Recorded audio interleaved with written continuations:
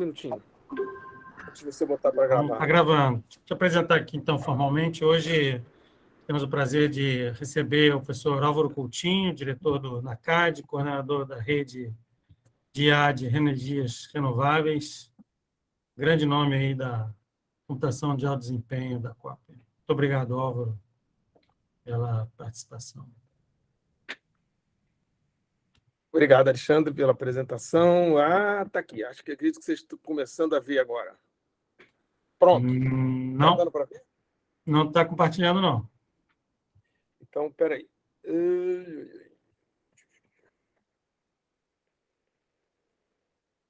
Acho que agora vai.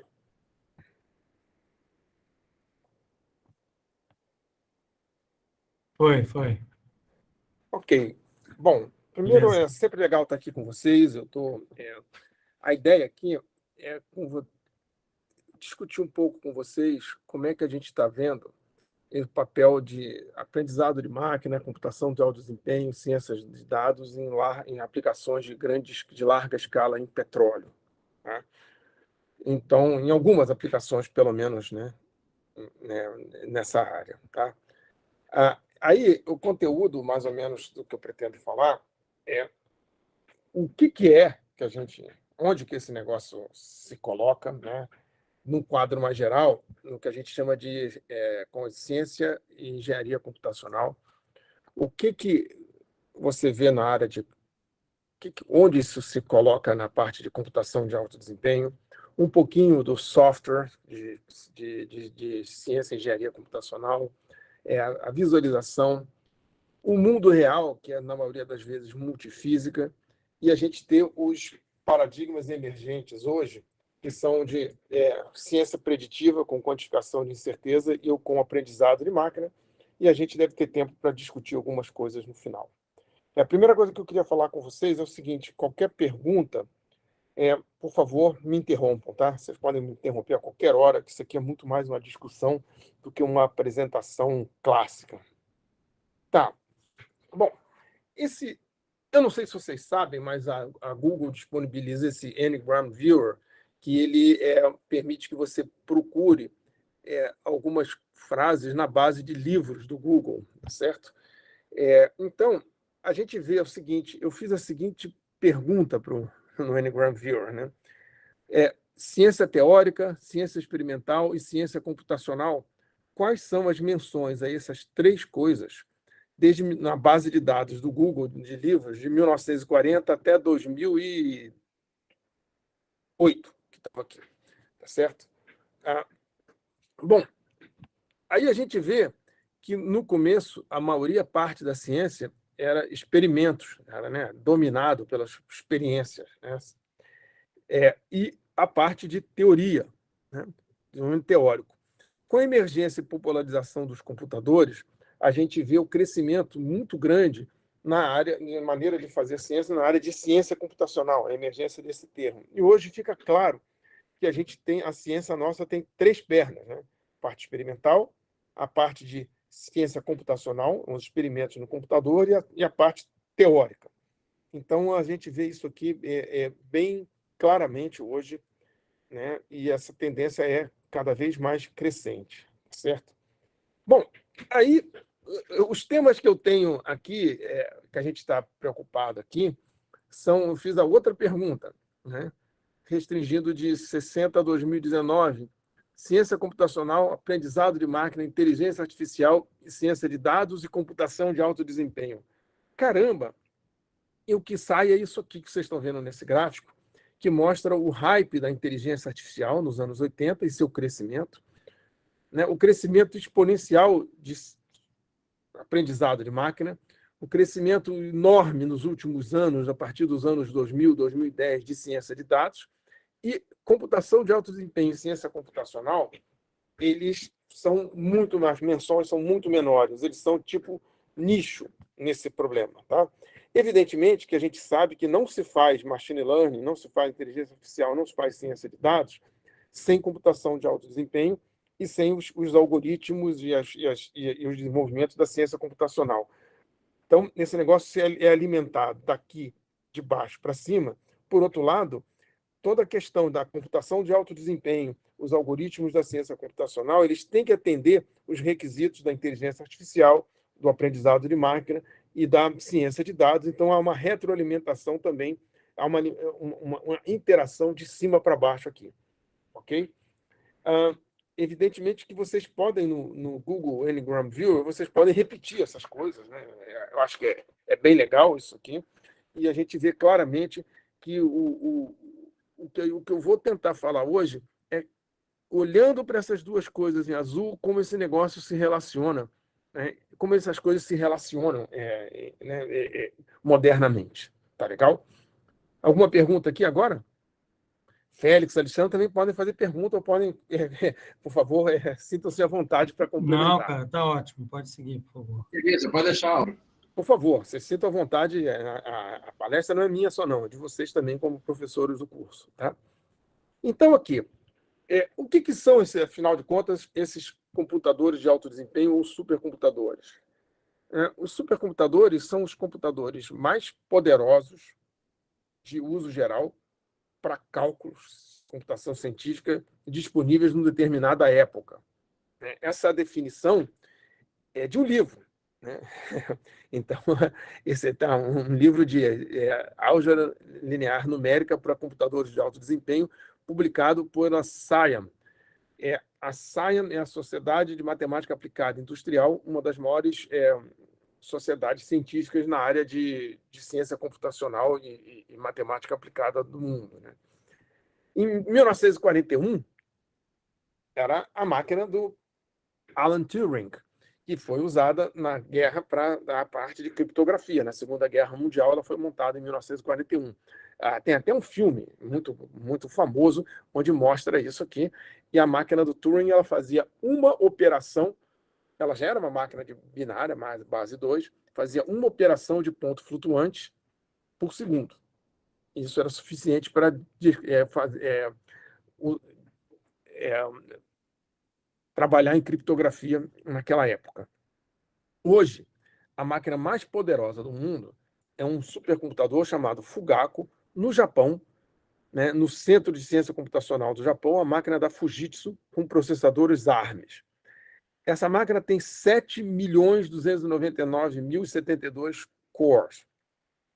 E a capacidade dela, medida em hexaflops, ou seja, essa máquina é capaz de fazer 0,4 vezes 10 elevado a 18 operações de ponto flutuante por segundo.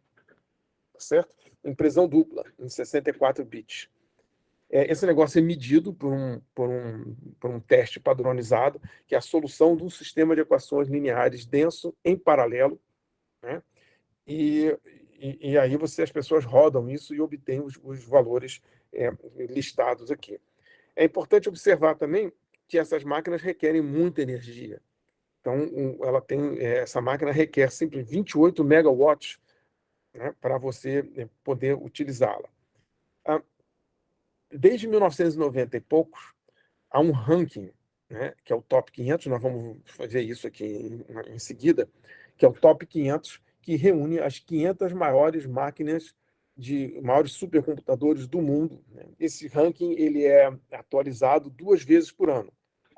Atualizado em junho, agora vai ser no final de junho, o Congresso Europeu de Supercomputação, e em novembro, no Congresso Americano de Supercomputação. Então, aqui, como a gente não está em junho, então a lista que tem é em novembro de 2021, o Brasil está presente na lista, certo? Nós temos 1, 2, 3, 4, 5 sistemas nessa lista, sendo que é importante observar que 3 deles, o 55, o 107 e o 146, se localizam na Petrobras. São máquinas na área da Petrobras totalmente dedicadas a simulações na área de óleo e gás.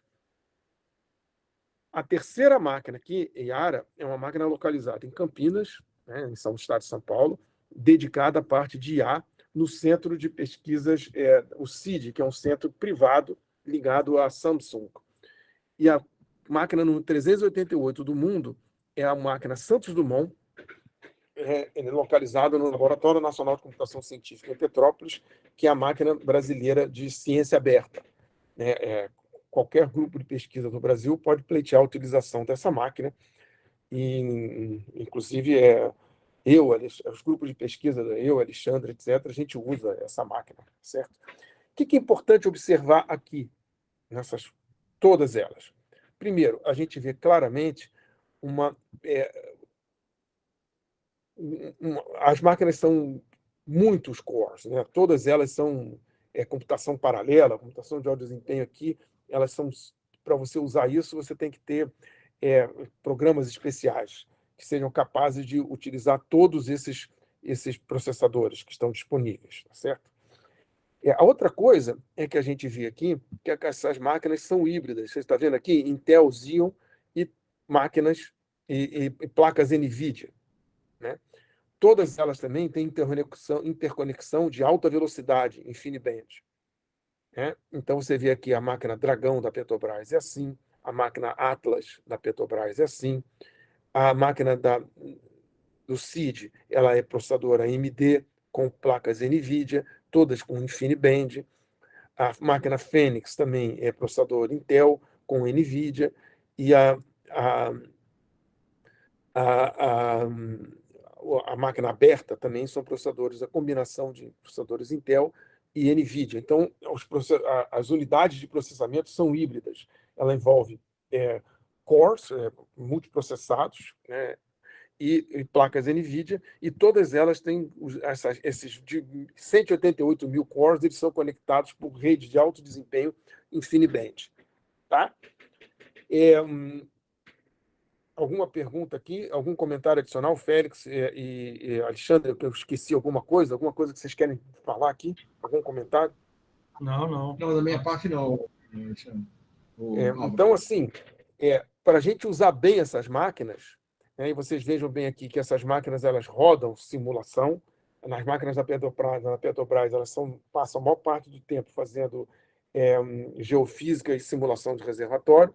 A máquina Yara, do CID, ela faz muito processamento de inteligência artificial, aprendizado de máquina, principalmente nas áreas de expertise deles, que é processamento de linguagem natural. E o Santos Dumont faz tudo, projetos de ciência aberta, certo? E a COP? Bom, eu sou o coordenador, como o Alexandre falou, do Centro de Supercomputação da COP.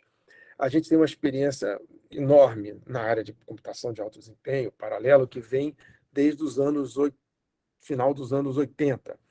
Na verdade, a primeira máquina paralela construída no Brasil foi construída aqui na COP, no Núcleo de Computação Paralela do Programa de Engenharia de Sistemas e Computação, e era uma máquina que tinha 640 megaflops de potência. Opa, olha só, essas máquinas aqui é tera, né?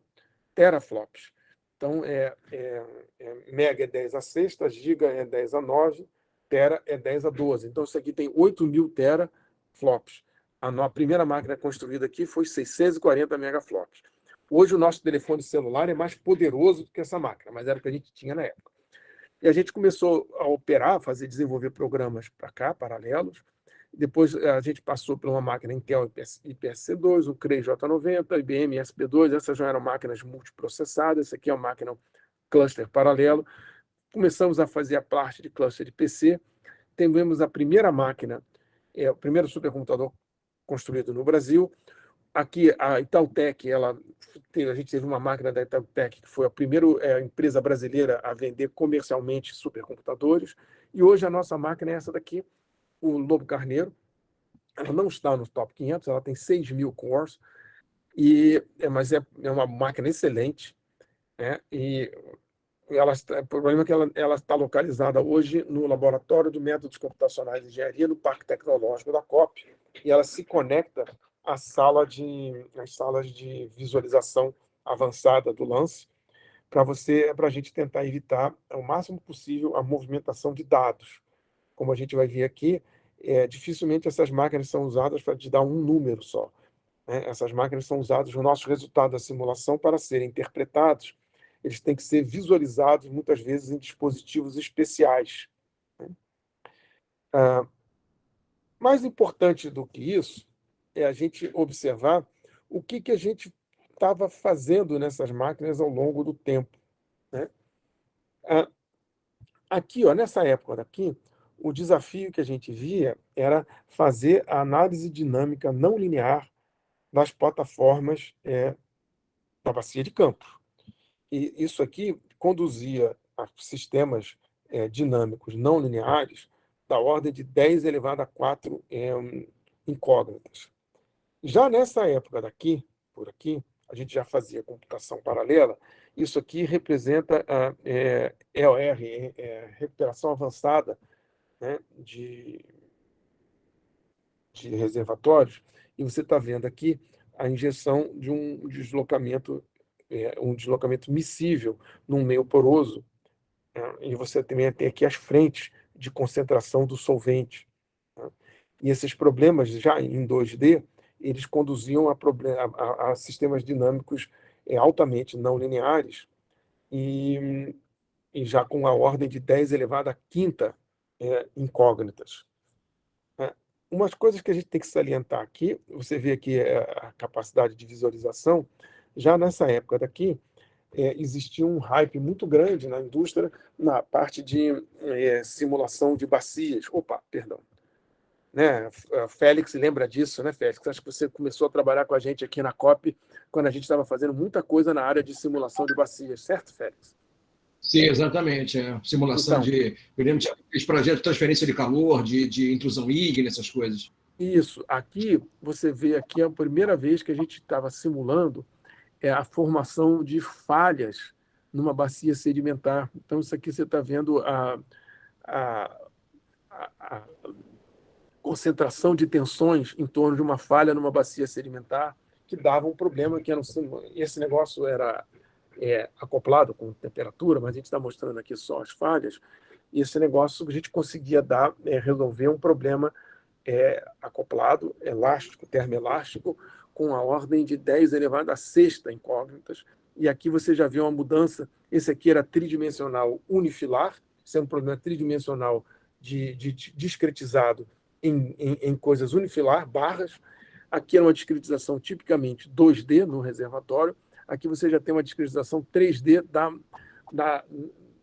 da bacia sedimentar inteira com a presença das falhas.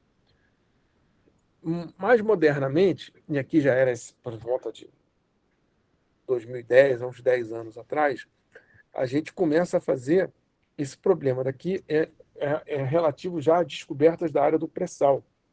Então, isso aqui é um problema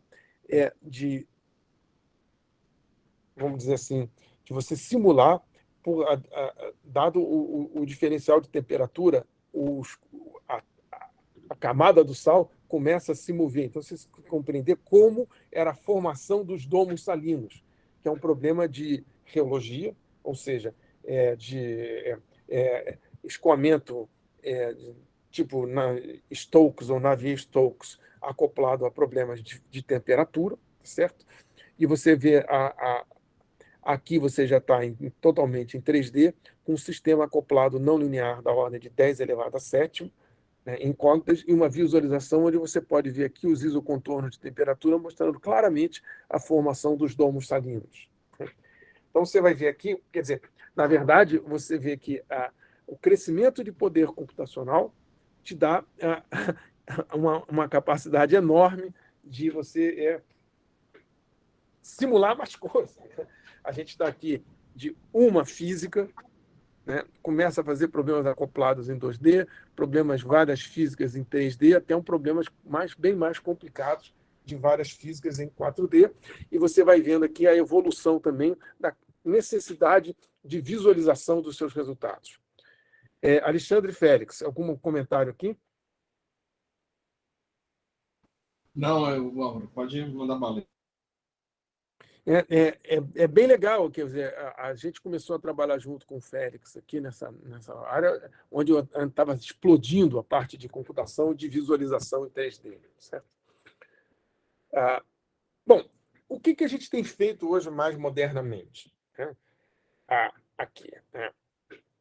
Em termos de simulação computacional, a gente tem feito para a Petrobras uma coisa que é muito importante para a compreensão de vários campos, da formação de vários reservatórios no país, que são feitos a partir da deposição de sedimentos chamados turbiditos, sedimentos carregados por deposição de, de, de sedimentos que vêm de rios, etc., são depositados no fundo do mar. E aqui a gente faz a simulação da deposição desses turbiditos, ou seja, a reconstrução do que passa no fundo do mar. Aqui você está vendo a nuvem de sedimentos e aqui o resultado deles caindo, né? O interesse aqui é compreender como as estruturas que o geólogo vê hoje foram formadas. Falando isso de maneira muito crua, muito o Félix que me perdoe, mas falando isso de uma maneira muito assim, sem muitos maiores detalhes técnicos, é que se você tem um bom prospecto desse lado aqui, e a formação desse negócio, há indicações que seja a mesma, tanto desse lado quanto desse lado, se você está compreendendo toda a geologia dessa região e há bons prospectos desse lado, existe uma tremenda possibilidade de ter bons prospectos do outro lado também. Certo, Félix? Sim, em linhas gerais, sim, é possível, sim. Pois é. Então, assim, na verdade, esses estudos de simulação, permitem você gerar conhecimento sobre o histórico de formação das bacias formadas por deposição de turbiditos. É uma questão de você ganhar conhecimento, certo? E esse problema é um problema muito complicado e a gente resolve isso, tem ajudado, feito essas simulações para a Petrobras, né? Uma outra coisa interessante que a gente tem aqui é problemas usando o método espectral para resolver a solução da onda elástica, ou seja, modelagem sísmica, em meios heterogêneos, aleatórios, né? Isso também é importante para você compreensão né? Esse é um método tremendamente avançado. Esse tipo de simulação não é feita de maneira rotineira ainda na indústria. E a gente aqui teve a oportunidade de cooperar com o pessoal da França e utilizando um dos maiores supercomputadores na Europa e a simulação da propagação dessas ondas nesses meios heterogêneos e vinham da grids da ordem de 75 bilhões de células, ou seja, uns problemas muito grandes. Tá?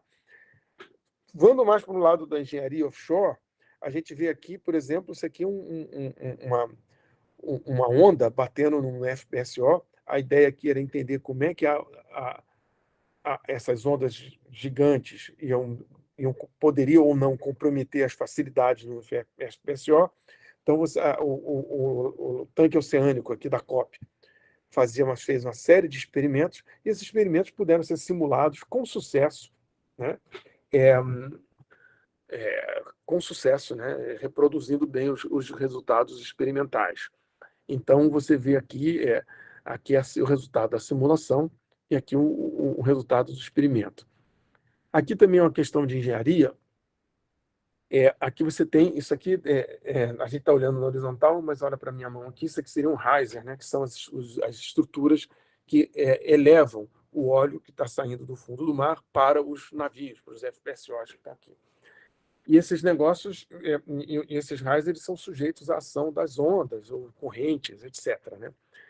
E para você diminuir o movimento, tentar controlar e diminuir os movimentos deles, muitas vezes em risers rígidos, você coloca algumas coisas, esses negocinhos aqui, que diminuem um pouco os coeficientes de arrasto e sustentação, tá certo? E a compreensão da dinâmica, né, desses risers ao longo das correntes, a gente obtém também por simulação computacional. E aí você está vendo aqui uma visualização de quão complicado e turbulento é o escoamento no interior, ao redor desses risers. Essas coisas todas estão sendo feitas aqui, né? Aqui também é simulação de turbiditos em escala de bacia,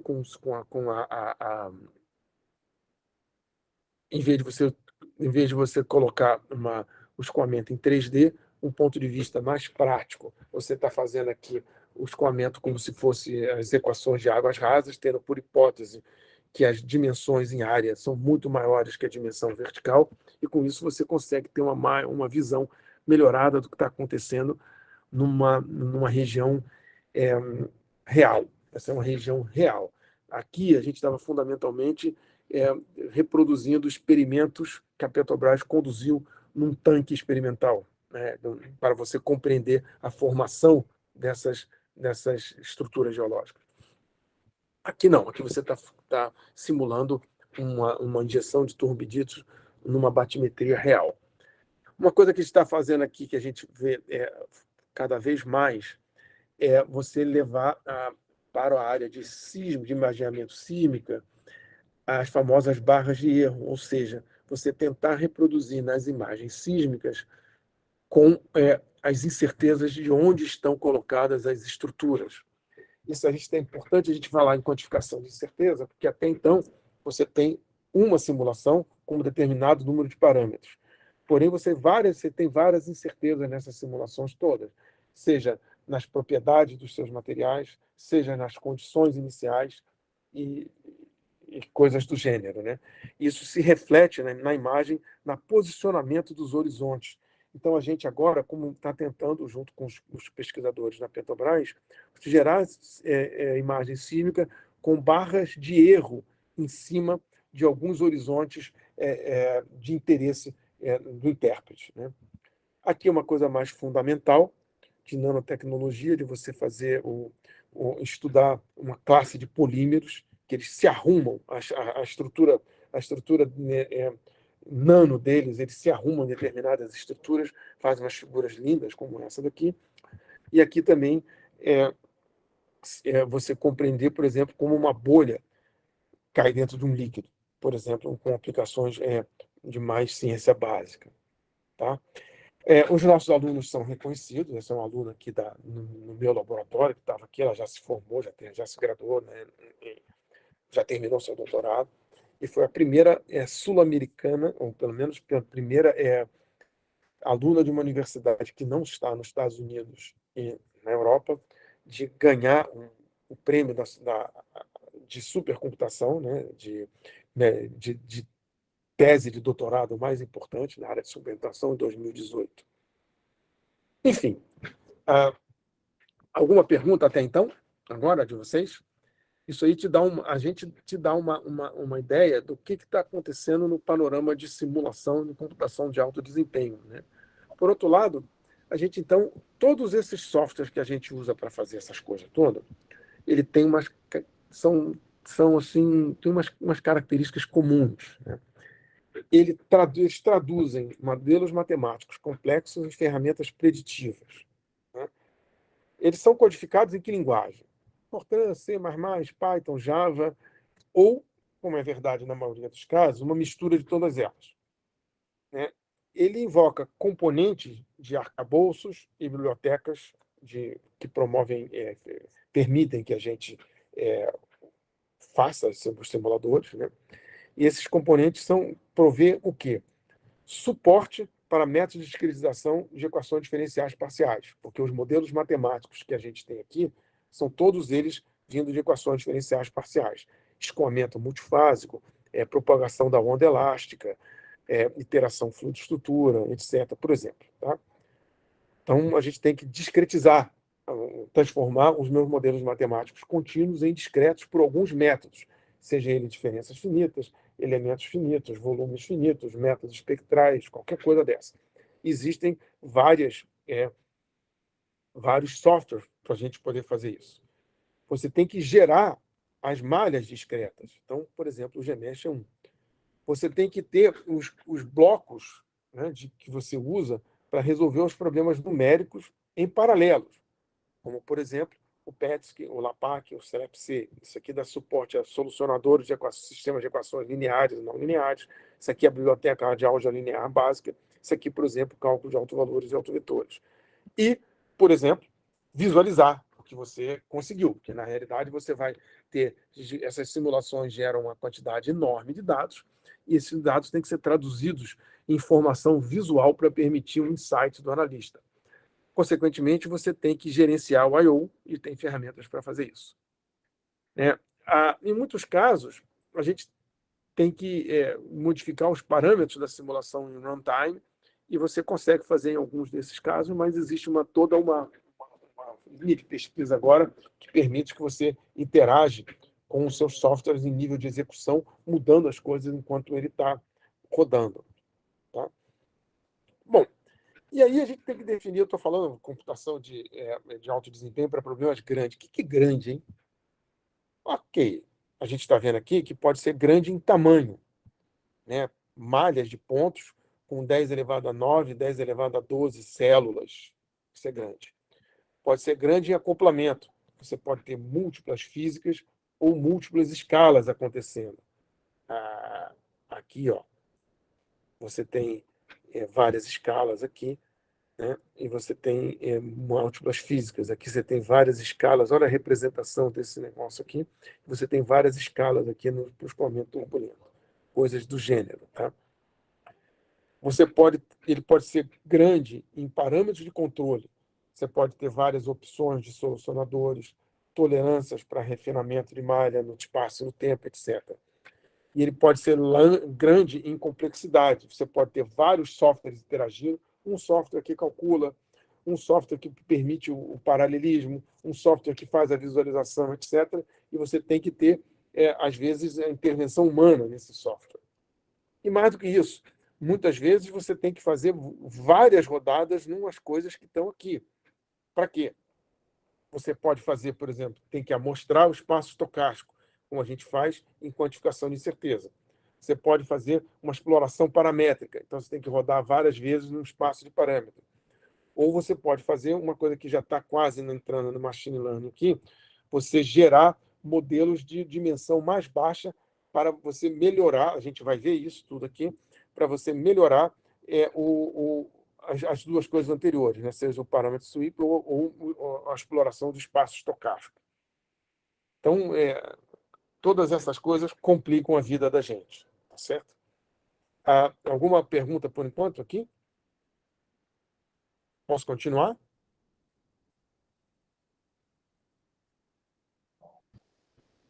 Posso continuar? Sim, ó, claro. Tá legal. Bom, todos esses casos aqui, a gente vai ver para mostrar para vocês um workflow simplificado de uma aplicação daquelas, né? Então, você tem sempre um pré-processamento, que é a geração dos seus modelos, onde você vai ter que selecionar os parâmetros, o passo de tempo, as tolerâncias, os solucionadores, etc. Aí você começa a evolução temporal, né? Se for o caso, se o seu problema for não linear, você resolve as equações não lineares. Você pode mexer no seu grid ou no seu passo de tempo, atualiza a solução. Você tem que salvar os dados no disco quando necessários, incrementa o passo de tempo e depois você pós-processa para você visualizar os seus dados e extrair as quantidades de interesse relevantes da sua simulação. O que gasta tempo? Bom, você gasta tempo quando você tem que resolver as equações não lineares. Você gasta tempo quando você tem que mudar a malha ou passo de tempo, né? Aqui você gasta tempo aqui. O que garante a sua precisão é você ter o passo de tempo necessário e a malha correta necessária para resolver todas as características da sua simulação. E o passo D, de resolver salvar os dados no disco, você tem a maior capacidade de I/O. Esse loop todo aqui, esse processo todo, tem uma complexidade computacional ótima, né, de acordo com isso que está esse paper aqui, de ordem do número de equações elevado a 4/3. O que é isso? Olha para a minha mão aqui. Supõe-se que você tem N pontos na direção X, N pontos na direção Y, N pontos na direção Z. Então, o número de equações que você vai resolver em cada passo de tempo é o produto NX, NY, NZ. E você faz um número da ordem de NX passos de tempo para resolver isso. Então, se eu chamar número de equações do produto NX, NY, NZ e multiplicar por 1/3, que é o número da ordem de NX, a complexidade computacional ótima desse negócio vai ser o tal número de equações elevado a 4/3. Né? Ou seja, não há maneira não há jeito da gente melhorar a precisão desse negócio, a não ser diminuindo o número de equações, seja na discretização do espaço, seja na discretização temporal. Por trás disso aqui, você está assumindo que a solução do seu sistema de equações não lineares ele se dá também numa ele é linear, o custo computacional da solução dos seus sistemas de equações lineares, ele é diretamente proporcional ao seu número de equações, o que só é verdade num número restrito de casos. Na maioria das vezes, se você imaginar que por exemplo, se o seu sistema seu método de discretização levar um sistema de equações não lineares denso, n por n, você só consegue resolver esse sistema de equações não lineares com alguma coisa que seja proporcional ao número de equações ao cubo, ou seja, a complexidade fica longe da ótima. Então, a gente tem que... o melhor que a gente pode esperar de qualquer simulação daquelas que eu mostrei para vocês é uma complexidade computacional dessa daqui, se tudo passar bem. Ok? Certo?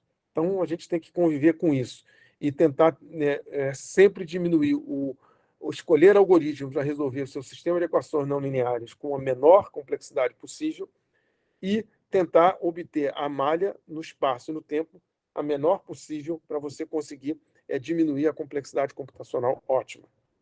Com isso, você diminui o tempo de computação, não sacrifica a precisão e você diminui o I/O. Tá? Perguntas aqui? Tudo bem?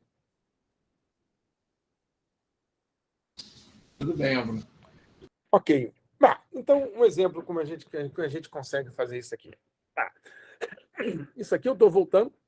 É um exemplo da simulação de um diápter salino com refinamento automático de malha e como se fosse um escoamento, um problema bifásico, de duas fases. Né? A fase azul aqui é o sal subindo, sendo formado por um gradiente de temperatura, e aqui você vai ver a solução em vários passos de tempo. E aqui você está tendo a malha ótima, né, para a representação da dinâmica desse problema. Então, você vai ver que no começo, onde não tem nada, a malha é mais grossa. Onde tem a transição entre os dois materiais, você refina a malha, e essa malha acompanha a dinâmica do diápter salino. Tá? Os detalhes, quem quiser ver os detalhes, já está aqui embaixo. Bom, a gente está falando de visualização, a tendência moderna é você fazer visualização in situ. Por quê?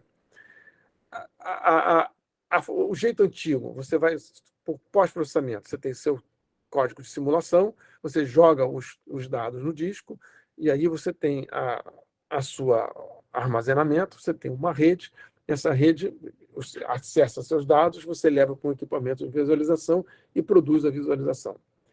Né? Modernamente, você tem o seguinte: CPUs são cada vez mais rápidas e a largura de banda da rede é proporcionalmente cada vez mais lenta. Então, você tem um gap de desempenho entre a sua capacidade de cálculo e a sua capacidade de transferência de dados pela rede. E a gente viu que essas simulações de alta escala podem produzir, sei lá, terabytes de dados. Então, mover dados, né, entre diferentes storage é um gargalo. Né? Nesse workflow que está aqui, uma das coisas que a gente faz é ligar diretamente o sistema de arquivo do supercomputador com o equipamento de visualização, como está nas instalações do lance.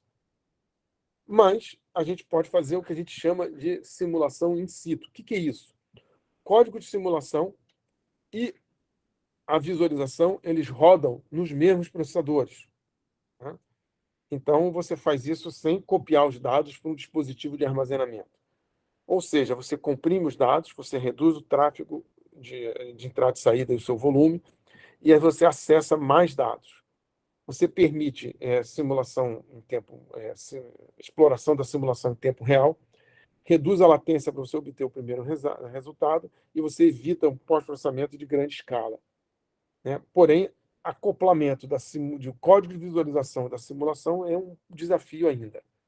E aí a gente usa fundamentalmente aqui os dispositivos do Paravel Catalyst, mas não é a única solução que existe no mercado. Né? E a gente, então, escreve os adaptadores para os códigos de simulação e você envolve, provavelmente, 3 chamadas de dentro do seu código de simulação. Isso é feito fundamentalmente, a gente tem 2 códigos preparados para isso, um código preparado, desenvolvido no nosso laboratório, que faz multifísica, e um framework para análise e simulação de elementos finitos, onde a gente escreveu os adaptadores para isso, certo? Bom, voltando aqui um pouquinho para a questão de óleo e gás, isso aqui, né, é um resultado da Bacia de Santos, onde das coisas que tem na Bacia de Santos, e esses problemas todos acontecem, na maioria das vezes, aqui embaixo, como você viu os evaporitos, você tem muitas vezes a necessidade de compreensão como esses negócios são formados, e a gente já viu simulação disso. Aqui em cima, no pós-salto, você tem a deposição, por exemplo, de turbiditos, você tem que entender como essas bacias foram formadas, e tudo você vê hoje na imagem sísmica. A imagem sísmica te dá uma ideia de como que a subsuperfície está hoje, e você vai ter que entender como isso aqui está hoje e como essas coisas foram formadas, como as estruturas que você vê hoje elas foram formadas. A integração desses conhecimentos todos te dá realmente o conhecimento do que está... melhora muito o seu poder de decisão para você tomar só um determinado prospecto. O Félix aqui pode falar isso com muito mais propriedade do que eu, mas é basicamente essa ideia. Certo, certo, Félix? É isso aí mesmo, Álvaro. Então, a exploração... Tem tanto problema complexo ao mesmo tempo nessa figura aí que é difícil até de discutir, né? A ideia aqui é a gente ver que a exploração em óleo e gás ele envolve processos complexos e incertos, tem várias incertezas aqui, né? Você tem imaginamento sísmico, formação dos reservatórios, etc. E aí a gente tem aqui interesse para as bacias no Brasil, são formados por correntes turbiditos e evaporitos nos diferentes lugares. Todos esses processos envolvem diferentes físicas e diferentes escalas. E eles envolvem também uma carga de trabalho que é muito intensa, tanto em computação quanto em dados, né? E a tendência moderna é você incorporar a quantificação de incerteza e a ciência de dados preditivas para ajudar a entender esse negócio todo. Tá? Então, esse é basicamente o cenário que a gente vive, certo, Félix? O cenário que a gente vive é isso aí. É isso aí, exatamente. Bom, só para a gente ver, eu já falei das coisas de turbiditos. Turbiditos elas são correntes que carregam uma quantidade enorme de deposições de material, né, sedimentar por centenas de quilômetros. Isso aqui é a reconstrução do depósito de turbiditos em 1929, nessa região aqui do Atlântico Norte. E aqui são depósitos. Então, você vê, por exemplo, esse zoom aqui, a formação de diferentes padrões de canalizações, etc., do fundo do mar. E a gente consegue reproduzir padrões semelhantes em situações que a gente fez para a Petrobras em determinadas áreas do Brasil. E essas estruturas são muito complexas e têm que ser resolvidas por simulações tridimensionais bastante complexas. E aqui o fluxograma dessas análises estão aqui nessa ideia, né? Você gera uma malha, aí você vem aqui, resolve o escoamento, resolve os sedimentos, você muda a malha, você movimenta o fundo, e você gera dados para visualização in situ, e aí você refina o passo de tempo ou a malha, e aí tudo aqui coloca num banco de dados para você tentar mexer nesses parâmetros em tempo real. Aqui a gente vai ver agora umas simulações dessas no Lobo Carneiro, a máquina da COP, e você vai ver aqui, isso aqui é uma injeção de sedimentos numa batimetria real no nordeste do Brasil. Isso aqui foi produzido através de visualização in situ. Aqui são os parâmetros, né? Esse negócio foi publicado a Petrobras deixou a gente publicar esse negócio aqui. Só não disse onde era isso, mas o fundo era um fundo real. E a gente vai ver aqui que, quando a gente faz a visualização in situ, que se a gente olhar para essa tabela, boa parte do tempo de CPU está sendo gasto onde tem que ser, ou seja, na simulação do escoamento, na simulação dos sedimentos, e o tempo da extração de dados para a visualização in situ é praticamente desprezível, onde você tem isso. E aqui você tem, por exemplo, com essa visualização in situ, a gente precisa só de muito poucos dados que vão ficar realmente na memória. Tá? Bom, então esse foi um exemplo de como é que esse negócio todo funcionava. E a gente agora vai entrar na tendência mais moderna, que é a ciência preditiva e quantificação de incerteza. Né? A ciência preditiva, você vê assim, eu vou dar uma definição que está aqui, né? Uma definição para isso. A disciplina científica... Álvaro? Oi? Desculpe te interromper, você vai mudar de assunto, eu queria só fazer uma pergunta, se você me permite, aí, sobre esse negócio do modelo aí dos turbiditos. Tá. É o seguinte, esse trabalho, assim, ele começou, é aquele que começou lá com o trabalho do Paulo Paraíso ou não? Isso, exatamente. E esse modelo, quer dizer, o modelo computacional, vamos chamar assim, esse é um negócio que está da Petrobras ou é da universidade? Quer dizer, como que isso está assim na prática, o modelo que foi gerado? Não, o que acontece? O programa de computador que resolve esse negócio é da COP. Tá? Entendi. A Petrobras, a gente bancou parte do desenvolvimento, mas o desenvolvimento foi feito aqui na COP e é aqui da COP. É esse software aqui. Tá? Você está vendo aqui. Entendi. Tá certo? Entendi. Inclusive, E você sabe se a Petrobras... Inclusive, foi o software que o Paulo Paraíso usou na sua tese de doutorado. Certo? Sim. Então, você sabe se o pessoal da Petrobras... O pessoal da Petrobras está usando isso, assim como não vou chamar de rotina, né? Rotina, mas uma ferramenta rotina da Petrobras. Não. A rotina deles de turbiditos são coisas dessa aqui, ó, com shallow waters e simulações mais simples. Isso aqui é mais a rotina dele, isso que você está vendo aqui. Tá? Ok? Esses modelos 3D, como você está vendo aqui, e como você está vendo aqui, a gente usava, e eles, em conjunto com eles, né? A gente usava e usa em conjunto com eles para você responder algumas perguntas específicas sobre a situação de determinadas bacias. Certo? Aqui, por exemplo, você queria saber se existia a possibilidade de um determinado tipo de segmento chegar nessa área daqui, dada a vazão medida. De uma reconstrução. Isso aqui seria a reconstrução geológica de alguma coisa que está no passado, e você teria que verificar se houve a possibilidade de você chegar a um determinado tipo de material contendo matéria orgânica no passado para essa região aqui, que era uma região de interesse deles. Então, esse é o tipo de estudo que você faz para conseguir, de certa maneira, entender o que você está vendo aqui e pela reconstrução dos negócios, pela reconstrução do que você está vendo hoje. Tá certo? Na realidade, às vezes, esses estudos de turbiditos, eles são complementares à compreensão do que está acontecendo hoje numa determinada bacia sedimentar.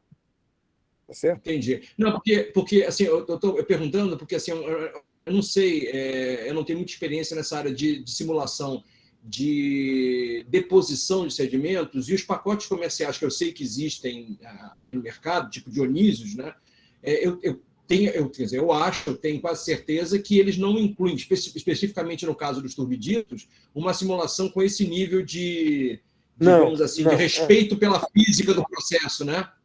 Não, todos eles envolvem modelos simplificados. Espera aí, eu acho que eu tinha um negócio aqui para te responder com calma. Espera aí. Deixa eu fazer um negócio aqui. Eu vou... Eu tinha um slide escondido aqui. Tá? Então, você tem os 3 tipos grandes de modelo de modelagem de turbidito estão aqui. você tem modelos simplificados de caixa, autômatos celulares, etc., que só te dizem como é que essas coisas são sobrepostas e são muito crus. Modelos que são promediados na altura, que são são as equações de águas rasas, que já te dão uma física maior. E modelos que resolvem a profundidade, que são totalmente 3D, são modelos desses que eu estou vendo para vocês, que estava mostrando para você, que são os mais complicados, que já vem aqui, ó, olha aqui, ó, na tese do Paraíso aqui, tá certo? É isso. Evidentemente que o nosso grupo aqui tem contribuições nessas duas coisas, e a maioria a maioria dos estudos, pelo menos os estudos preliminares em bacias sedimentares, são feitos com esse tipo de simulação aqui. Na verdade, você ganha um conhecimento inicial usando isso aqui. Se for necessário, você passa para cá, e o pente fino você vem para cá. Tá? Entendi. Ok? Entendi. Não, beleza, está ótimo. É só. Não quero interromper mais a tua apresentação, era mais para esclarecer esse ponto aí. Obrigado. Tá legal. Então, aqui voltando à ciência preditiva, é a disciplina que diz respeito, né, a acessar a previsibilidade de modelos matemáticos e computacionais de eventos físicos na presença de incertezas. Ele tem o que a gente entende por modelo? Modelos são construções matemáticas baseadas em princípios físicos ou relações empíricas, geralmente baseadas em teorias indutivas que tentam caracterizar abstrações na nossa realidade física. Isso é um modelo matemático. Né?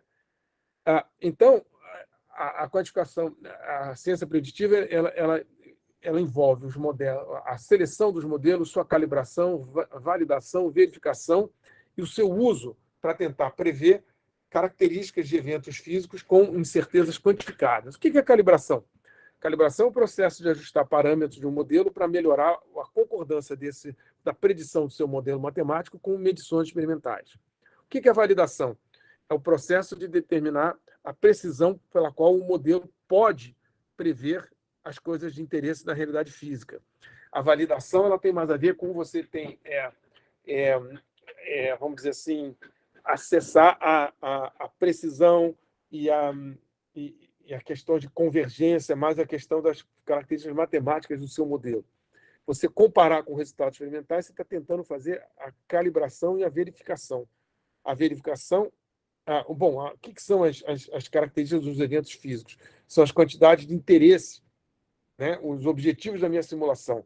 A deposição, no caso de turbiditos, o coeficiente de arrasto, no caso do VIV, uma força, no caso de, sei lá, várias coisas. Né? E aí a quantificação das incertezas são você tentar colocar barras de erro nas quantidades de interesse que você previu. Bom, a gente fez várias análises desse tipo no problema de deposição de sedimentos, e o interesse aqui é você colocar, por exemplo, para cada classe granulométrica que estava dos turbiditos, qual é a probabilidade daquele depósito estar numa determinada situação. Então, a gente fez cálculos usando métodos não intrusivos de quantificação de certeza, baseados em colocação estocástica, e esses métodos eram paralisáveis em 2 níveis. Um nível era a exploração do espaço estocástico, e o outro nível era o solver paralelo, como a gente viu agora. Certo? E aí, com isso, a gente conseguia dar para o intérprete que a determinada classe granulométrica tinha a probabilidade de estar entre... Isso aqui era verde, era a média, e aqui era a parte mínima da deposição, e aqui para outra classe granulométrica, onde ela estaria. Isso aqui em colorido aqui é a média. Isso aqui ela poderia estar aqui nesses lugares, que são que são informações bastante importantes. A gente pode até, por exemplo, fazer coisas de... Né, correntes, às vezes, você tem que determinar relações empíricas entre a viscosidade da mistura e a concentração da mistura. Então, você tem várias relações experimentais, mas qual que é a verdadeira para uma determinada situação que a gente tem? Bom, se você assumir uma relação funcional dessa maneira aqui, a gente verifica que várias dessas relações estão colocadas nessa parte cinza. Se eu assumir que a relação funcional é essa e as características desses parâmetros são incertos, a gente pode, por exemplo, repetir isso aqui, só que diferentemente das incertezas das condições iniciais, como era no caso anterior, a gente vai ter a incerteza daqui das minhas relações funcionais entre a viscosidade da minha mistura e a concentração, e eu consigo também, de novo, verificar para vocês média da deposição, desvio padrão, etc., de onde elas estão. Tá? E com isso você pode calibrar isso com algumas medições experimentais, esses pontos experimentais em vermelho, e aqui são os pontos de validação, e começar a tentar fazer previsões matemáticas para situações onde você não tinha dados. A gente aqui tem uma outra velocidade de injeção da corrente aqui, você consegue calcular com base nos dados anteriores qual é a distribuição de probabilidade para essa nova situação, ou seja, usando a quantificação de incerteza. Então, a gente tem quantificação de incerteza. A gente está começando a falar já de dados. Então, a gente vai ter agora o que é a ideia de ciência de dados preditiva e o aprendizado de máquina. Então, o que é ciência de dados preditiva? Isso é uma convergência de ciência de dados com a ciência de engenharia computacional, a parte de simulação. A gente precisa disso em várias aplicações de interesse. Na área de geofísica, são implicações que você vai ter tremendas decisões para tomar, em outras áreas de engenharia, onde enfoques de machine learning, simplesmente baseado nos dados, não são, às vezes, não são suficientes. A gente pode imaginar que uma campanha de exploração geofísica, etc., vai gerar, a gente sabe que pode gerar petabyte de dados. Mas a gente tem que ver que, se comparado com a quantidade de dados, por exemplo, que o Facebook tem para identificar que uma fotografia é gatinho,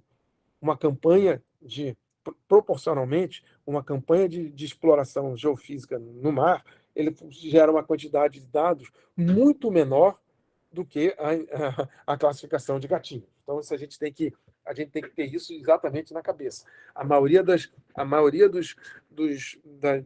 problemas de ciência de dados que a gente tem na área de petróleo e gás, eles são no regime de poucos dados, ou assim, uma quantidade não tão grande assim de dados, certo?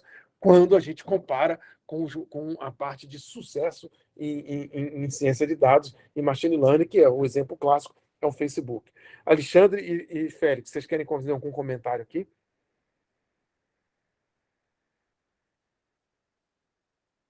Não, cara, pode seguir. Vocês concordam com o que eu falei? Vocês podem discordar. Você acha que eu tenho razão ou que eu estou errado? Cara, você falou, tá falado, cara. Assina embaixo. Tem que... Não, cara, peraí. Isso aqui é uma discussão. A gente... Acho que, por exemplo, o que eu iria deixar para os alunos que estão nos ouvindo é essa compreensão, do regime dados que nós estamos vivendo na maioria das aplicações de óleo e gás, ela é relativa, certo?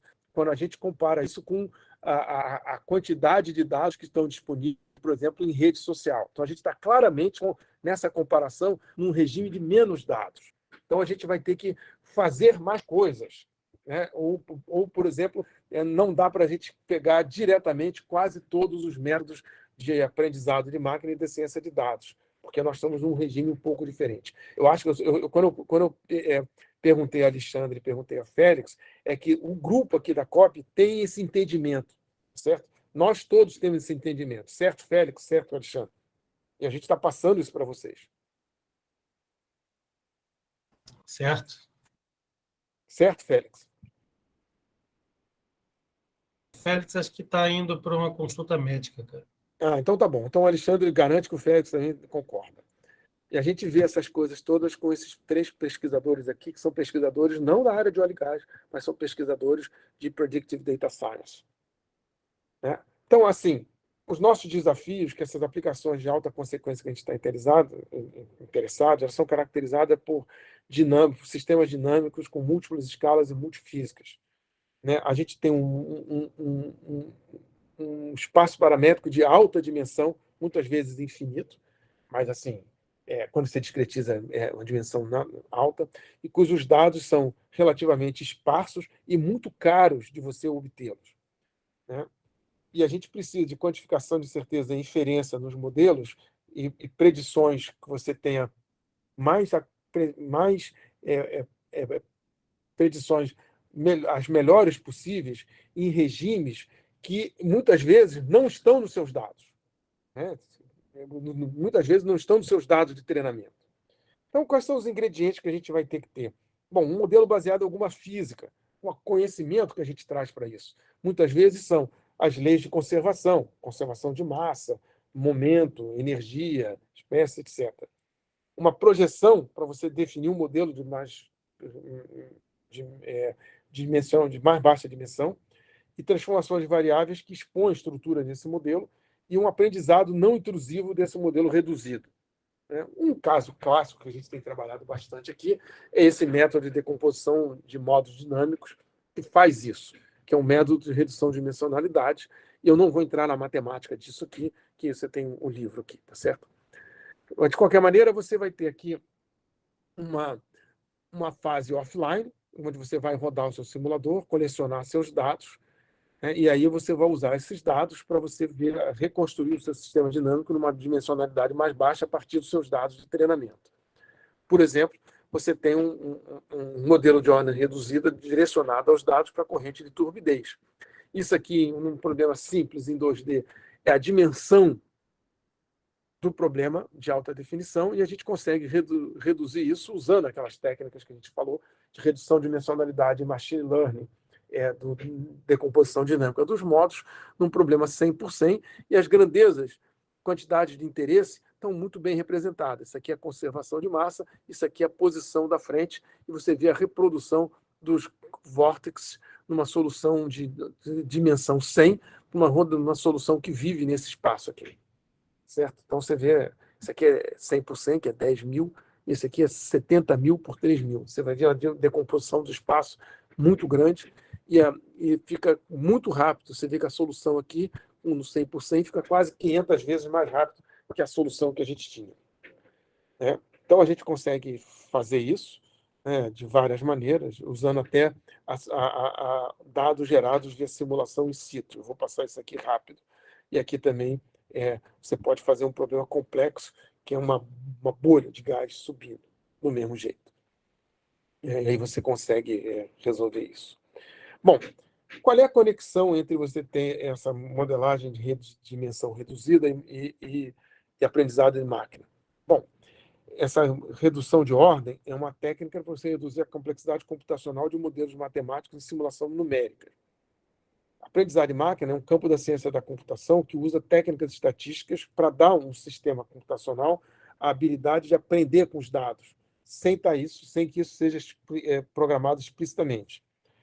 Essas coisas convergem porque métodos de redução de modelos cresceu da área de simulação computacional, onde machine learning cresceu da ciência da computação, com o foco da criação de modelos matemáticos de baixa dimensão para fluxo de dados de caixa preta.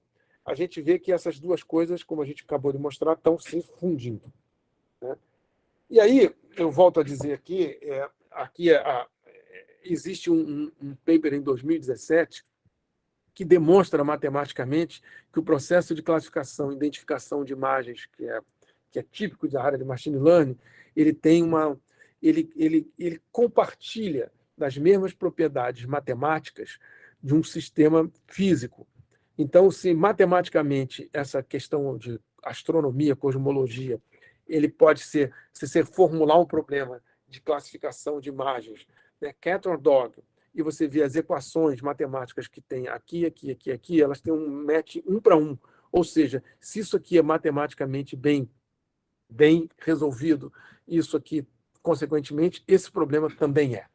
Então, a gente pode ver que existe uma certa, vamos dizer assim, se a quantidade de dados for suficiente, nesse sentido que a gente colocou lá, você simplesmente, com os dados, você consegue fazer essa classificação. Tá? Mas a gente precisa ver, como estou sempre dizendo isso, aprendizado de máquina são aproximadores universais, ele tem reconhecimento de imagem, reconhecimento de padrão, mineração de dados, problemas dessa natureza, por causa dessa compreensão matemática, ele tem tremendo sucesso. E o aprendizado de máquina, ela procura achar a melhor solução possível, minimizando uma norma vetorial entre o seu vetor dos seus input e o seu output. Porém, as soluções padrões desses problemas de minimização podem ficar presas num mínimo local e a gente tem que usar, então, algoritmos estocásticos. O aprendizado de máquina, de forma geral, não conhece nada sobre o problema que você está resolvendo, só os dados, né? O que significa que, se a gente não tomar cuidado, principalmente quando você tem poucos dados, as soluções clássicas de machine learning aplicadas a sistemas físicos podem obter soluções que não são geofísicas, a não ser que você demonstre que não tem, como foi o caso que a gente falou isso. De maneira geral, a gente tem que informar as ferramentas de machine learning sobre a física. Isso pode ser feito adicionando restrições à formulação de minimização. Quem quiser entender a matemática por trás disso, está tudo nesse paper aqui de 2018. Então, assim, em dinâmica dos fluidos, ou a maioria das vezes, você tem esse esquema todo clássico de aprendizado de máquina, supervisionado, semi-supervisionado, não supervisionado. A redução de dimensionalidade está aqui, e aqui você tem todas elas. Quem faz o curso do Alexandre Evsukov, acho que vocês todos devem saber, Alexandre Evsukov dá um curso excelente, onde você vai colocar isso tudo aqui. Eu só estou colocando na parte de simulação as coisas dentro das caixinhas. Não é mais nada do que isso, certo, Alexandre? Quem faz seu curso vai ter uma visão sobre todas essas coisas aqui. Eu só estou colocando, dentro da perspectiva de simulação computacional, os diferentes métodos de machine learning dentro das diferentes caixinhas. E não fui eu que fiz, isso aqui está nesse paper aqui. Então, a ideia da gente é vocês fazendo o curso do Alexandre, quem já está fazendo, vai aprender isso tudo aqui, e esse negócio, do ponto de vista de simulação computacional, tem esse matching, como eu estou mostrando nesse slide. Voltando a isso, como é que a gente pode informar as ferramentas de machine learning sobre a física? Bom, o que a gente está vendo aqui? A gente está vendo que eu dou para um oscilador harmônico aqui, né, o método clássico de machine learning. Dou esses dados aqui, e eu vou obter, como isso aqui é uma regressão não linear, ele tem dentro dos meus dados de treinamento, eu vou ter um bom match. Mas se eu usar ele para fazer previsão pela rede neural, não está tão bom assim, não. Isso aqui simplesmente é uma rede neural, né, que foi treinada, expondo esses pontinhos que estão aqui, pelo método minimizando a norma euclidiana, quadrado da norma euclidiana, perdão, entre os meus dados e previsões da rede. Eu vou treinar para fazer isso. Por outro lado, se eu informar isso, eu assumir o meu domínio, eu sei que isso é um oscilador harmônico, e aí eu tenho conhecimento desse domínio, eu sei que essa equação que está aqui. Então, eu posso colocar essa equação como uma restrição na minha física, mudando a loss function. E aí, quando eu faço isso, esse quadrinho aqui, eu tenho um match muito bom. Eu só dou esses dados de treinamento, mas eu sei que isso aqui é um anel da física, eu consigo prever, a minha rede neural consegue prever para situações fora do meu conjunto de treinamento. Então, aqui é a quantificação disso. Se você tem uma quantidade enorme de dados, né, você quase praticamente dispensa a física. Nos regimes que você tem alguns dados ou poucos dados, é onde entram essas redes neurais informadas pela física. Com isso, a gente pode fazer, por exemplo, aqui são resultados nossos, né, comparando com elementos finitos por um problema de convecção de fusão, você consegue resolver isso. Você consegue resolver problemas inversos. Aqui é um problema inverso, essa equação diagonal é muito usada na geofísica, né? E aí você consegue, por exemplo, dada alguns pontos aqui dentro, descobrir o que tem dentro do seu domínio. Então, você consegue descobrir que o seu material tem essa a velocidade de propagação da onda acústica nesse quadradinho é 1 ponto qualquer coisa aqui, e para você tem uma descontinuidade aqui com isso. A gente pode fazer, então, esse caso aqui de sísmica, que a gente usa para fazer tomografia sísmica, né, num caso de Marmozin. Então, a gente consegue usar uma rede neural informada pela física e aí resolver o problema inverso e obter um perfil bem parecido com o que você consegue, né, usando essa técnica de redes neurais informadas pela física. E a gente pode usar Isso até mesmo na área de corrente de turbiditos, onde você pega, por exemplo, medições de concentração e você consegue inferir as velocidades de propagação da onda. Aqui, então, em vermelho a velocidade que vem dos dados, e aqui a velocidade reconstruída pela rede neural a partir simplesmente dos dados do campo de concentração. Tá? E aí eu vou terminar, por exemplo, discutindo a possibilidade de você construir modelos substitutivos para quantificação de certeza em imagem simples usando machine learning. Então, a ideia daqui é você dar os campos de velocidade e reconstruir as imagens através de redes encoder, decoder, convolucionais, densas, etc. Com isso, você tem um probleminha aqui, você tem onde tem esses horizontes, você treina uma rede e você consegue descobrir, né, se o seu campo de velocidade é estocástico, ou seja, você não tem certeza exatamente de onde estão os seus horizontes, você consegue dar para o intérprete que, olha, esse horizonte pode estar nessa faixa, o primeiro horizonte pode estar nessa faixa aqui, o segundo nesse, o terceiro nesse daqui, que é uma informação super importante para eles. Para terminar a nossa discussão, né, a gente diz que a simulação de alta fidelidade de processos naturais ou processos feitos pelo homem, engenharia, é muito desafiadora. Isso envolve multifísica, grandes problemas, altos custos computacionais, uma grande quantidade de dados, e a gente tem a ambição de reproduzir, né, artefatos produzidos pela engenharia ou processos que a gente acha na natureza. A gente aprendeu que novas máquinas abrem novas possibilidades. O que a gente vai acontecer quando a gente tiver acesso generalizado a máquinas que podem fazer simulações, podem fazer 10 elevado a 18 operações de ponto flutuante por segundo. É uma capacidade computacional enorme, enorme. Muitas vezes a gente tem que se preparar que há a tendência da gente usar essas máquinas dentro desses paradigmas emergentes, que seja exploração do espaço estocástico, quantificação de incerteza, a ciência de dados preditivas e aprendizado de máquina. Ou seja, a simulação computacional e a ciência de dados vão se fundir, a gente precisa dessas duas. Por outro lado, a gente está vendo que as máquinas e as suas aplicações estão cada vez ficando mais complexas. Como que a gente vai aprender a navegar nesse negócio? Já que envolve computação de alto desempenho, armazenamento, rede, visualização, e a gente está vendo que cada vez fica mais integrado. Qual é o papel do na aprendizado de máquina nisso tudo? Como que ela vai ser integrada na solução das equações diferenciais? A gente está vendo que a integração disso vai ser através da informar a metodologia de aprendizado de máquina da física. Hoje, eu e Alexandre damos um curso de doutorado na COP disso, de aprendizado de máquina informado pela física, onde a gente pretende, onde a gente avança esses conhecimentos com os alunos. Né? E fica ainda aquela questão de como que a gente vai ter que gerenciar essa quantidade enorme de dados. E aí essas técnicas de redução de ordem de modelo que eu mencionei rapidamente aqui são tremendamente promissoras para esses problemas enormes que a gente está vivendo.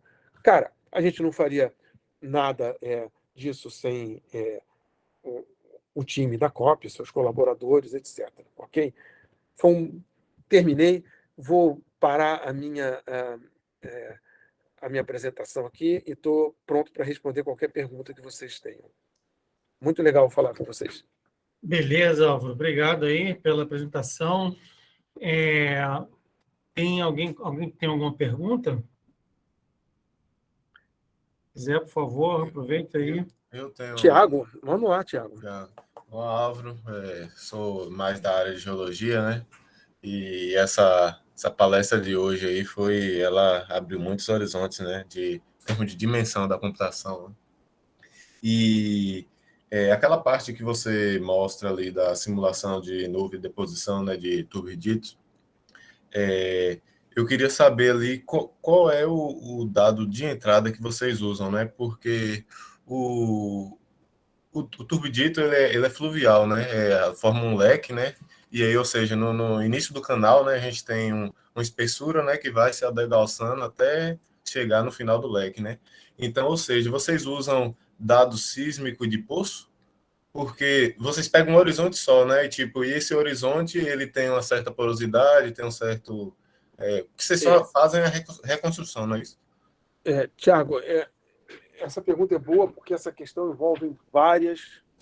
A resposta aqui é múltipla, tá certo? Você viu simulações ali que nós fizemos para a Petrobras dentro de um esforço conjunto, quer dizer, para uma determinadas regiões de interesse da empresa, a Petrobras foi no laboratório, construiu um tanque de injeção de sedimentos, certo? E Sim. fez determinados experimentos para reprodução de tipos de canais que eles viam na prática. Por outro lado, o que acontece? O experimento físico no laboratório, você não consegue extrair você só consegue, por exemplo, como você não consegue ver dentro da corrente de turbiditos, claro, você não tem como instrumentar lá dentro, tá? Então nós fizemos várias simulações reproduzindo essas situações de tanque de laboratório para várias granulometrias. Aí então, como era um experimento de laboratório, eu conhecia a granulometria, conhecia a vazão de injeção, etc, etc. Tá certo? Então você tem aqui a simulação computacional permitindo você compreender melhor experimentos de laboratório. Então essas coisas são associadas, ok? Isso é um tipo de estudo. Tá? Um outro tipo de estudo são a reconstrução de você ter coisas que você vê em verdadeira grandeza, no terreno. Aí você faz uma reconstrução da batimetria de fundo, com algumas técnicas para você saber o que aconteceu no final. E você postula hipóteses sobre a quantidade e a granulometria, o tipo de material que estava colocado lá, e a vazão da injeção de sedimentos daquele rio no passado, certo? E com isso eu consigo fazer uma simulação que está cercada de incertezas. Eu tenho certeza sobre as condições iniciais, sobre a vazão, incerteza sobre a posição do fundo e incertezas sobre o meu material. Então, você faz essas simulações com quantificação de incertezas, como você viu aí, para você tentar reproduzir no tempo hoje algumas coisas que estão, algumas hipóteses que foram levantadas sobre a reconstrução daquelas bacias. Fui mais técnico agora? Consegui te responder melhor? Sim, sim. E eu consegui visualizar como é que foi desenvolvido aquele modelo, né? Porque eu estava Isso. Então, pensando. eu não tive tempo de falar isso com mais clareza, e eu mostrei simulações nessas diferentes situações. Sim, perfeito, perfeito. Aí e também tinha a questão ali do diápro de sal, né? Isso. Ali a gente tem uma imagem, vocês reconstroem como aquele diápro movimentou, né? Até Isso, chegar exatamente. até chegar aquela configuração, né? Isso, exatamente. Exatamente. Entendi. Existem diferentes maneiras de você simular aquilo. As simulações que você fez, que eu vi aqui, estão por hipótese que aquilo ali é um escoamento multifásico de fluidos viscosos, tá certo? Que é uma formulação tipicamente euleriana. Você pode fazer isso com uma formulação lagrangiana também. Então, há controvérsias na literatura qual é a melhor maneira de fazer isso. Depende do ponto de vista, tá certo? Mas eu mostrei um tipo de formulação para fazer isso. Perfeito, Tá? perfeito. Obrigado, professor. Eu tenho pergunta também. Posso Pô, falar? Tudo bom? pode, claro. Esse cara, eu conheço bem esse cara. Você, eu Bom, posso dizer, não respondo, não. tá. Você... Mas pode me mandar estudar também.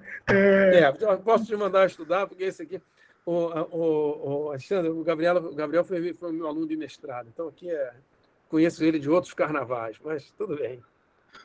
Bom, vamos lá. Você falou que nessas aplicações de indústria do petróleo, aplicações científicas e tal, a gente não tem tanto dado quanto em coisas de redes sociais, por exemplo, né?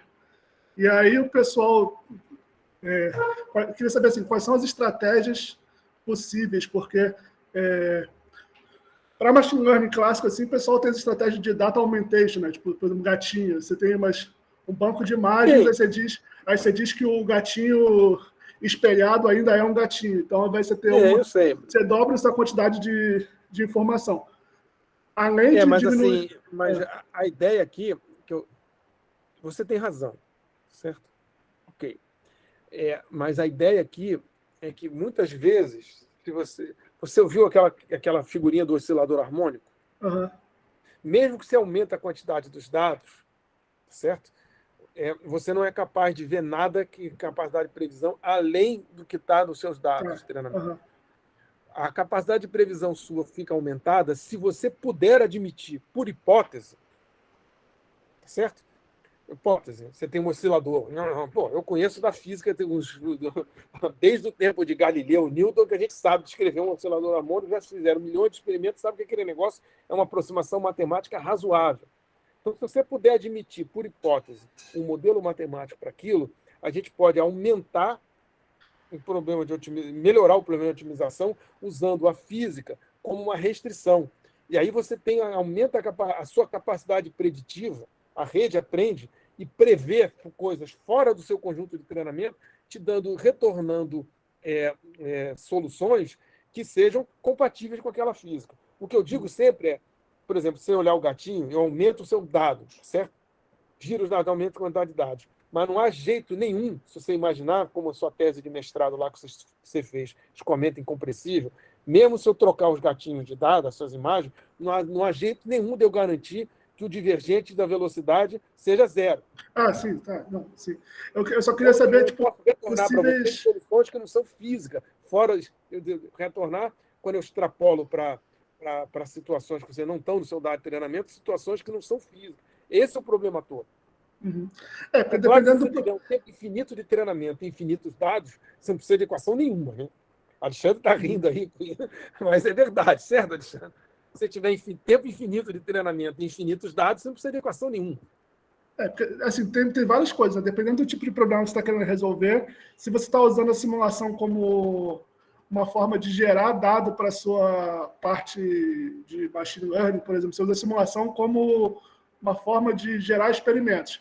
Não, eu não estou usando isso. Eu poderia fazer isso, mesmo que eu só tivesse medições. Uhum. Tá?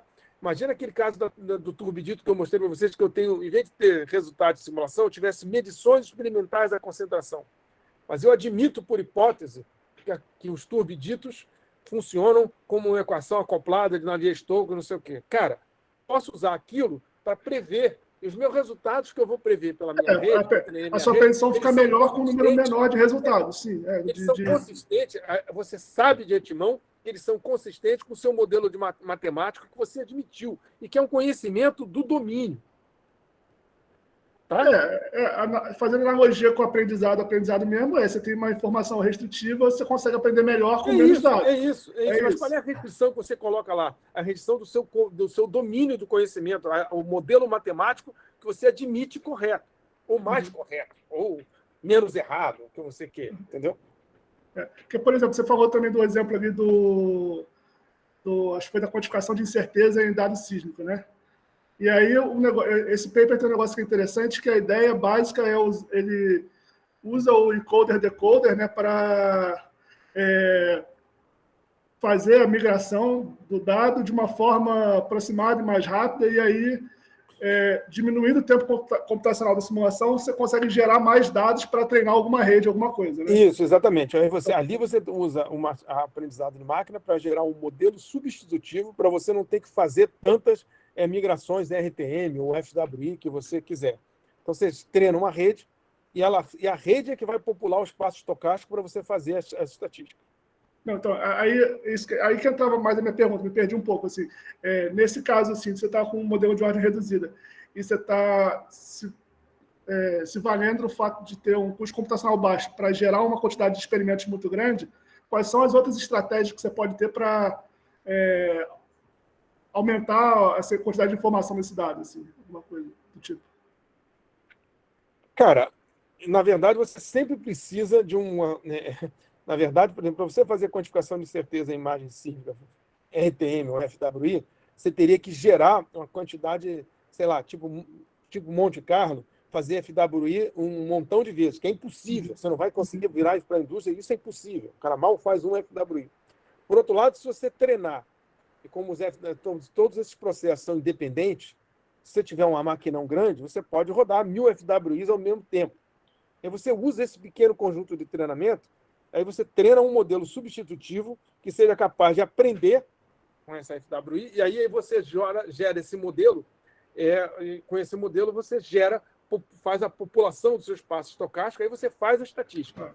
A gente está usando uma rede convolucional, né, encoder-decoder, como uma ideia do modelo substitutivo. Você poderia fazer isso, tem situações em que o melhor modelo não é uma rede neuronal. Você pode usar um processo gaussiano, Kriging, etc. Depende da sua física. Então, a escolha do modelo substitutivo é sujeita a controvérsia ainda. Tá? Você tem diferentes tecnologias para gerar o mesmo modelo substitutivo. Mas a ideia de você dizer um método de redução... Tá, e aí, inclusive, se tiver alguma informação da física, você pode usar a física nesse modelo substitutivo também. Qual é a melhor maneira de você fazer um modelo substitutivo? Ele ainda é problema. Não há receita geral para isso. Tá, e aí, inclusive, você pode se basear na física, por exemplo, usar estratégias baseadas na física. Tá. Por exemplo. Ou você pode até combinar, como a gente está fazendo, faz uma técnica daquela de redução de dimensionalidade para fazer o seu cálculo mais barato, e depois você treina a rede com a redução de dimensionalidade, e aí, né, combina essas coisas. Tá? Tá, legal, beleza. Todas essas coisas estão assim, pululando, né? A gente está aprendendo, o mundo está aprendendo isso nesse momento, certo? Legal, beleza. Acho que era isso. Alguma outra pergunta, cara? Tem mais uma pergunta aí, Ezequiel. Tá, o cara, o Ezequiel, com a mão levantada. Mete bronca, vai lá, cara. Bom dia, professor Álvaro. Por exemplo, você está se referindo aí à falta de dados em relação à produção de petróleo, na aplicação na área de petróleo. Seria possível, por exemplo, treinar uma rede em tempo real, por exemplo, usar dados dos sensores de produção na cabeça do poço para treinar uma rede profunda em tempo real? Por exemplo, uma LSTM? Cara, eu digo o seguinte para você. Eu falei essa questão de poucos dados, isso é relativo, tá? Você não toma... Essas questões são assim, como o óleo e gás tem inúmeros problemas, você pode, e existem aplicações de machine learning em tempo real na área de óleo e gás, para medição de escoamento, etc. Alexandre aqui pode te dar pode falar uma série delas.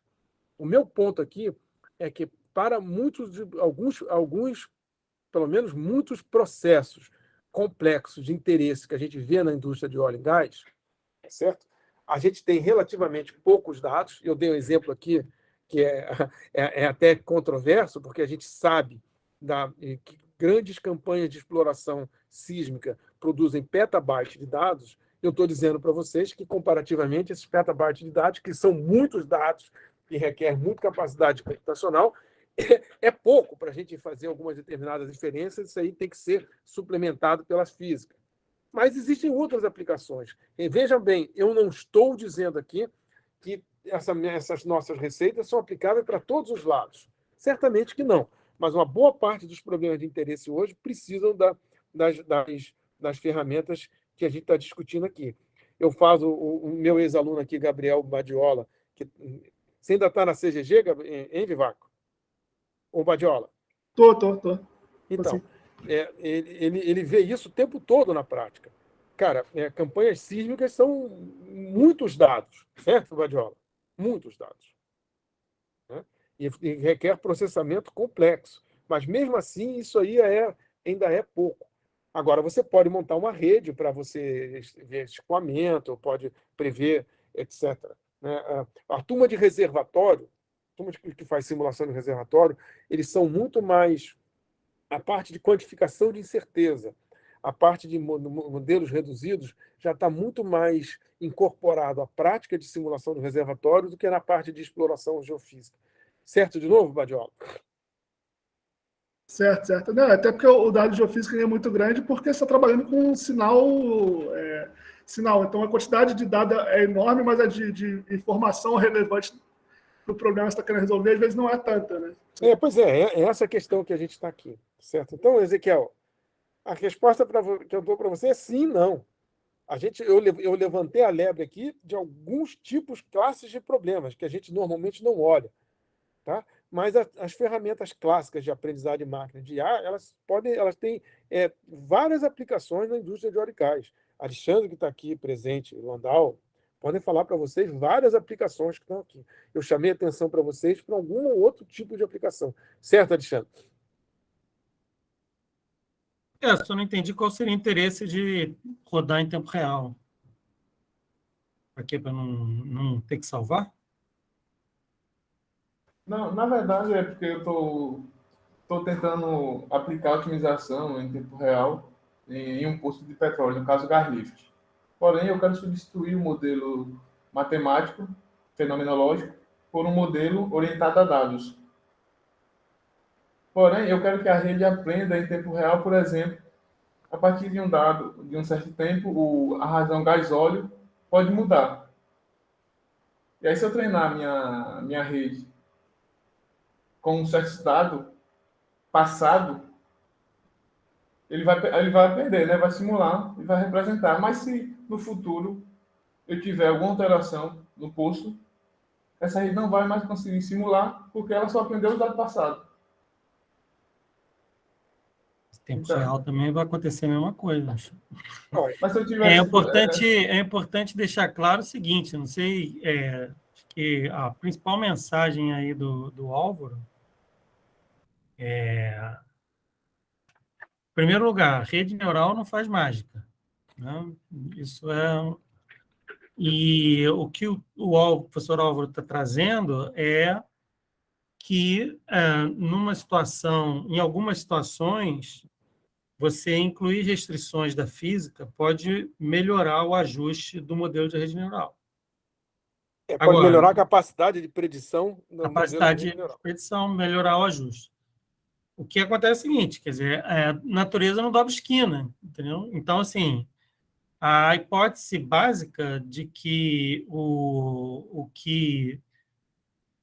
para qualquer modelo desse, tanto determinístico, modelo físico, quanto modelo de rede neural, é que você tem alguma coisa mais ou menos estacionária. E essa premissa de aprender com o passado não vai ser eliminada simplesmente se colocando em tempo real. Não quer dizer absolutamente nada, porque você precisa de um histórico passado para aprender. Então, pega um outro exemplo, né? Você quer prever bolsa de valores, que é um modelo altamente não estacionário, não linear, que muitas vezes o passado não te diz nada. E aí o que vai acontecer é que você vai ter um desempenho muito baixo para a previsão, né? O que se costuma fazer e aí está, em grande parte, a dificuldade do negócio, você faz um esquema de identificação do sistema. Então, você tenta explorar o teu equipamento em todas as condições operacionais possíveis, coletar esse dado em diversas condições operacionais e usar esse dado, um histórico de preferência grande, para fazer o ajuste do modelo. Isso se você quer fazer um modelo substitutivo, né? É o que a gente chama de varredura de parâmetros, que está num dos slides que eu mostrei para você. Você vai fazer todos os parâmetros variando, todas as condições operacionais variando de todas as formas possíveis, os setups possíveis de variação. Isso, obviamente, não é simples de fazer, né? Numa condição experimental, mas, assim, é a maneira que a gente teria de poder ter condições. Porque qualquer problema, sempre você vai ter buraco dentro do teu... pensando a tua região de amostragem, né, como sendo um espaço vetorial, sempre vai ter buraco, sempre vai ter regiões que não são amostradas. E esses buracos vão ser extrapolados, bem ou mal, pelo modelo. Então, na medida que você tem muitos buracos, você começa a ter um problema muito complicado, né? Uma outra aplicação que existe para problemas de aprendizagem em tempo real é quando você tem, por exemplo, diagnóstico de falhas. Então, um problema de diagnóstico de falhas quer detectar um mau funcionamento. Então, em geral, uma maneira de se fazer isso é você fazer 2 modelos que vão acompanhando em linha, né, o sinal, um com histórico mais longo, outro com histórico mais curto. Então, o modelo com histórico mais curto ele é mais sensível. E o modelo com histórico mais longo ele vai tender a pegar uma média do comportamento dentro de um histórico mais longo. E aí você vai olhando a diferença entre os dois, e se a diferença passar de um determinado threshold, você diz que tem um mau funcionamento. Isso. Mas assim, E o esses dois fato de modelos colocar podem para ser treinar em tempo real não esses vai dois modelos podem ser beneficiar treinados nada. com redes informadas pela física, do mesmo jeito, do jeito que Você você pode quiser. treinar Não isso interessa. para A qualquer ideia é modelo. Eu tô dizendo, isso é uma mesmo. estratégia pode ser qualquer modelo, pode ser um modelo linear, não linear. Mas o simples fato de colocar a coisa em tempo real só vai te causar mais problemas de processamento em tempo real. Não vai acrescentar nada em termos de informação. Bom, Alexandre, é isso. Eu tenho uma reunião Muito daqui a obrigado. pouquinho. Eu também tenho que sair daqui a pouco. A gente já pode encerrar. Se tiver alguma questão aí, rápida. Eu só respondi a Tainá rapidinho. Eu respondi a É Tainá rapidinho. O professor, o senhor mostrou uma imagem de uma sísmica, né? E falou assim que poderia. Que poderia, não, que vocês estavam trabalhando de colocar ali as barras de erros, né? E etc. Já existe esse trabalho publicado que eu queria dar uma Já. olhada para saber como é que funciona. Já, Alexandre, no meu slide, embaixo, está escrito o trabalho que a gente já Tá? publicou. Tá? Perfeito. Eu vou, Mas eu você- vou botar depois o vídeo vai para Isso, mas eu vou fazer uma coisa aqui, o ó. YouTube e os slides vão para a página lá da disciplina. Ó, eu botei meu e-mail aqui no chat. Tiago e Tainá, alguém quiser mais Certo. alguma coisa, manda um e-mail que eu coloco o paper, tá? Perfeito, obrigado. Beleza. Então, agradeço novamente o Álvaro. Vou encerrar aqui a gravação. Valeu, gente. Bom ver vocês. E, ó, eu esqueci de dizer uma coisa aqui.